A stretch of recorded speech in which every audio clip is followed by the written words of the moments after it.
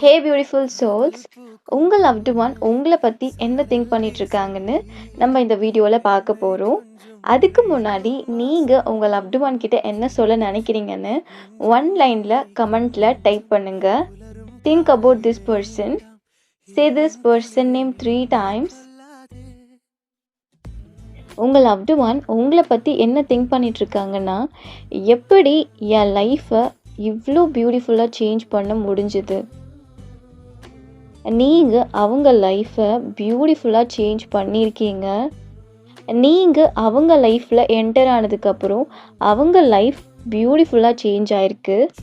உங்களை மிஸ் பண்ணக்கூடாதுன்னு நினைக்கிறாங்க. நீங்கள் அவங்க லைஃப்பில் ஆல்வேஸ் இருக்கணும். அவங்களோட விஷஸ்.